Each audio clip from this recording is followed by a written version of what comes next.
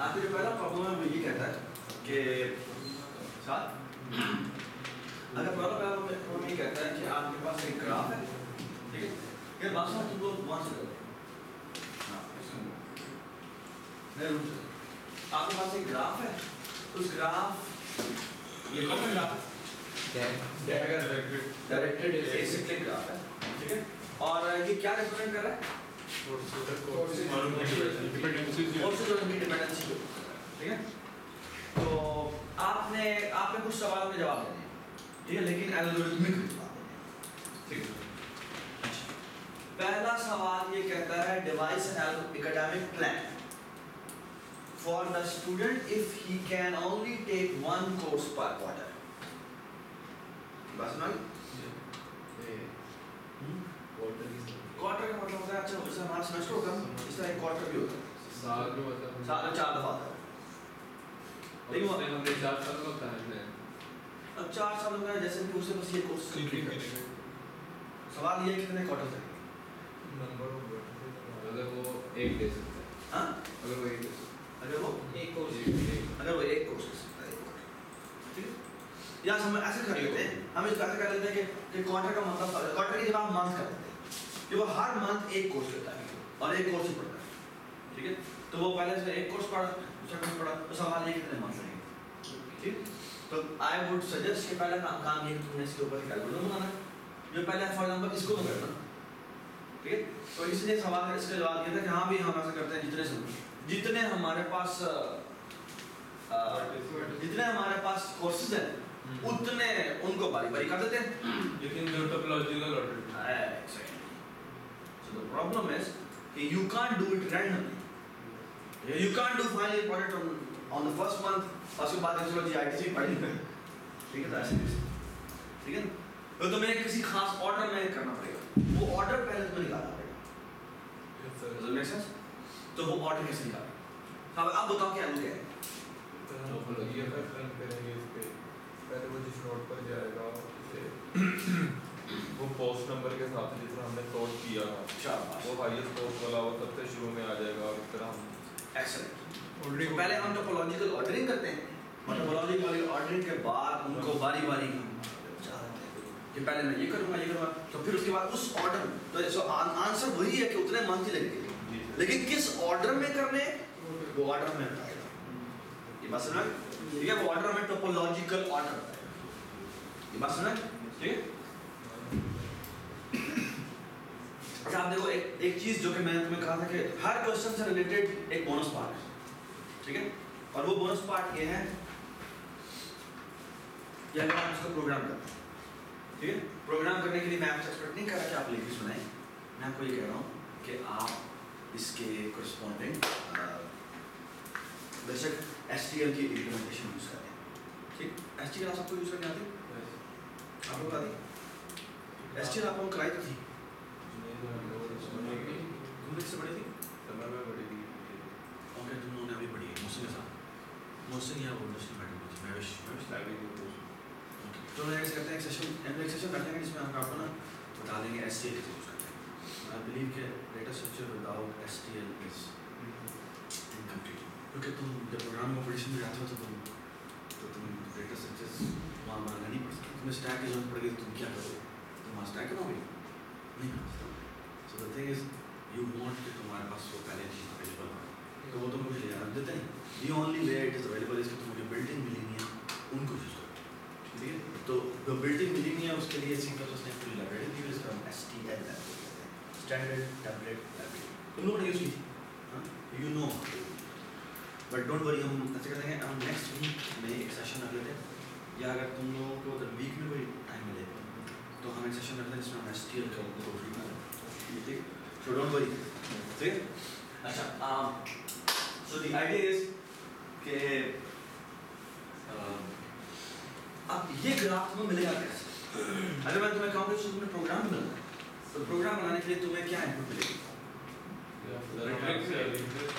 या मैट्रिक्स मिलेगी या तुम्हें एक लिंक लिस्ट मिलेगी ठीक है। अच्छा लेकिन अब एक छोटी सी बात बताऊं जब भी प्रोग्रामिंग कॉम्पिटिशन्स में सवाल आते हैं तो वो कभी भी ये नहीं बताते कि ये मैट्रिक्स है या ये है, वो सिर्फ ये बताते हैं कि फलाने की फलाने पर डिपेंडेंसी है। ये बात समझे? तो फॉर एग्जांपल मैं तुम्हें एक इनपुट फॉर्मेट डिफाइन करता हूँ, ठीक है? तो फॉर एग्जांपल इस कोर्स का इस पूरे प्रॉब्लम का जो प्रॉब्लम दिया गया वो ऐसे वो पता कैसे बताया? वो ऐसे बताया होगा कि तुम्हारे पास ये इनपुट फॉर्मेट है, जब भी प्रोग्राम में क्वेश्चन आता है ना तो बताता है भाई इनपुट फॉर्मेट सबसे पहले ये है। इनपुट फॉर्मेट ये होता है फॉर एग्जांपल G8 या फॉर एग्जांपल कहा जाता है फॉर एग्जांपल 80 का मतलब क्या होगा? इसके कैसा 80 का मतलब है 80 कोर्सेज अभी आने लगे, ये बस ना। उसके बाद ना स्पेस सेपरेटेड 80 स्ट्रिंग्स पड़ी होती है। फॉर एग्जांपल ये पड़ा हुआ CS101 एंड सो ऑन, ठीक है? ये समझ में आया? तो ये आपका पूरी पूरी स्ट्रिंग्स 80 स्ट्रिंग्स पड़ी, ठीक है? इससे मतलब है ये 80 कोर्सेज की इंफॉर्मेशन है। You all understand? और उसके बाद पता है क्या इंफॉर्मेशन पड़ेगी? उसके बाद ये इंफॉर्मेशन पड़ेगी और वो पढ़ लोगे पेयर मिलेगा। तो उसके बाद पता क्या होता है? उसके बाद पढ़ा होता है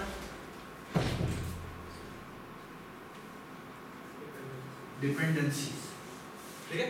ये एक मैंने कमेंट लिखा है, यहाँ होगा नहीं। उसके बाद फॉर्म बाय डिपेंडेंसीज बताएंगे और वो डिपेंडेंसीज कितनी है? फॉर एग्जांपल यहाँ बताया हुआ है 120 डिपेंडेंसी। 120 का मतलब क्या है? इसका मतलब है कि 120 है, लेकिन ये नहीं बताएगा क्या चीज़ है। बोलेगा भाई 120 डिपेंडेंसी ला, और डिपेंडेंसी क्या होंगी वो भी स्पेस सेपरेट बताई होंगी पर लाइन एक। फॉर एग्जांपल यहाँ बताया होगा course 1 I don't know for example CS101 की डिपेंड से CS101 जो है वो किन के ऊपर अपनी डिपेंडेंसी रखता है, रखवाता है, वो ये हुआ CS101 जो है वो CS102 का प्रीरेक्विजिट है, ठीक है? इसी तरह CS101 जो है वो प्रीरेक्विजिट है फॉर एग्जांपल DLT का, फॉर एग्जांपल वो 201 का भी यही प्रीरेक्विजिट है। सुनेगा? इस तरह ये पूरी कितनी लाइनें पड़ी होंगी? 120 है। उसके बाद वो आपको फॉर एग्जांपल ये हमारा प्रॉब्लम सेट कंप्लीट हो गया, ये बात सुना है? So, उसके बाद वो बताता है भाईजान मुझे एक आउटपुट का भी फॉर्मेट चाहिए। और आउटपुट का फॉर्मेट ये है कि सबसे पहली लाइन पे लिखा हो कि इतने मंथ्स लगेंगे, हाउ मेनी मंथ्स लगेंगे, ठीक है? तो आउटपुट आपने बताना है कितने मंथ्स लगेंगे, ठीक है? या क्वार्टर लगेंगे, जो भी हमने क्वेश्चन लिखा है। और जो सेकंड लाइन होगी उस पर आपने पूरे 80 आउटपुट्स करनी, और वो 80 आउटपुट क्या होगी कि इस ऑर्डर में आपने करना है। ये बात समझ में आ गई? ठीक है? Everybody understand the problem? ठीक है? तो ये और वो ऑर्डर करेक्ट ऑर्डर, ये बात समझ में आ गई? Everybody understand? So the thing is कि अगर आपने जो भी एल्गो बनाया है उस एल्गो के करस्पॉन्डिंग अगर आपको अगर आप उसका कोड बना देंगे तो आपको उसको 25% और क्रेडिट मिलेगा, 50% और क्रेडिट मिलेगा, ठीक है? सो असाइनमेंट की वेटेज अगर 4 है तो आपको 8 सॉरी आपको 6 नंबर मिल सकते हैं अगर आप इसका करस्पॉन्डिंग कोड करो, ठीक है? हाँ डन, ठीक है? द थिंग इज तुम ये देखो कि तुम्हारे 4 वीक में अभी तक सिर्फ एक असाइनमेंट, ठीक है? सो इवन इसके लिए तुम्हें मैं एक वीक और भी दूंगा, ठीक है? इसके असाइनमेंट की ड्यू डेडलाइन अभी हमारी वेडनेसडे थी, ठीक है? वेडनेसडे, बट अगर तुम उसको प्रोग्राम भी करोगे तो तुम बेशक संडे तक पहुंच सकते हो। That's perfectly fine. तो STL कैसे प्रोवाइड करती है आप? STL ग्राफ कैसे प्रोवाइड करती है? STL ग्राफ प्रोवाइड करती है, ठीक है? तो तुम्हें actually vector of link list बनाना पड़ेगा। So vector of link list, ठीक है? ऑलराइट, चलिए पहला पार्ट हो गया, दूसरा पार्ट है क्या? भाई तो 2 कोर्सेज उठाने हैं, आप वो 2 कोर्सेज उठा सकता है, लेकिन जरूरी नहीं है वो पास सकता है। हाँ क्योंकि एक ही लेवल जो होता है, लेवल्स होते हैं ना, जी हाँ, तो लेवल में अगर एक ही हो तो हमें एक ही करना है। जरूरी है उससे एक तरह से कंफ्यूजिंग होता है कि 2 भी उठा सकते हैं, वो लोग क्या समझेंगे वो 2 लेवल उठा सकते हैं। हाँ लेकिन असल में जो मसला है ना यहाँ पर ये कि ऐसा हो सकता है कि वो 2 कोर्सेज उठा ले, ठीक है? लेकिन जब फॉर एग्जांपल वो CS101 भी उठा सकता है, 110 भी उठा सकता है, साथ ही मैथ 201 2A भी उठा सकता है, लेकिन अब वो तीसरा दूसरा नहीं उठा सकता। Do you all agree? ठीक है ना? तो the thing is कि उसके ऊपर एक restriction और भी लगी है। ये ठीक है वो इन दोनों को इकट्ठा शुरू कर सकता है, लेकिन ये इससे वो restricted है। हो सकता है वो नीचे वाले दो उठा ले। हाँ, और that's perfectly fine। ठीक है? But the thing is कि अगर तुमने आप solution निकालो तो कैसे निकालो? ये सब। तो you are bounded by कि तुम दो से ज़्यादा नहीं उठा सकते।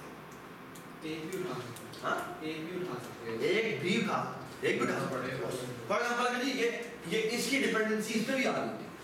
तो दो तुम्हारे पास उठाने की चॉइस थी, लेकिन तुम्हारे पास चॉइस नहीं थी, तो मैं एक उठा सकता हूँ। ये बात सुने? सवाल ये अब ये तुम दोनों कैसे? सर पहले तो दो उठाएंगे, उसके बाद नेक्स्ट में अगर पिछले से भी रहता हो, जिस इस केस में वो मैथ 6 से रहते हैं, एक ये है और एक उनमें से जो आगे डिपेंड कर रहा है ना, एक वो आ जाएगा। मतलब इसी तरह से ये वाले बोर्ड, लेकिन भाई आप जरूरी नहीं है कि वो डिपेंड करे। हाँ, जरूरी तो नहीं है। बिल्कुल नहीं बात, जरूरी नहीं डिपेंड है। लेकिन अगला वाला हम तब तक नहीं उठा सकते जब तक ये डिपेंडेंसी पिछली वाली हो रही है। तो you need to be careful। तो जेनेरिक किस तरह होगा ये इस बात पे है। हाँ? जेनेरिक एक्चुअली मैंने तुम्हें अब एक्चुअली जब मैं 2 का तुमसे पूछा है ना, तो एक्चुअली आई वुड सजेस्ट कि तुम 2 को पहले इस पे चलाओ, ठीक है? 2 को चलाओ और 3 को भी इसी पे चलाओ, ठीक है? फिर 4 को भी इसी पे चलाओ, लेकिन इसके इस प्रोसेस के इस एग्जांपल पे चलाते हुए, इस एग्जांपल पे थोड़ा सा सोचते हुए कि ये कॉपी पे करते हुए सोच लो कि आगे क्या बनेगा, ठीक है? एंड आई बिलीव कि सिर्फ ये इस एग्जांपल रन करते करते तुम्हें पता लग जाएगा आगे क्या होगा, ठीक? चलो ये भी करें। फॉर एग्जांपल 2 वाला, ठीक है? चलो शाबाश।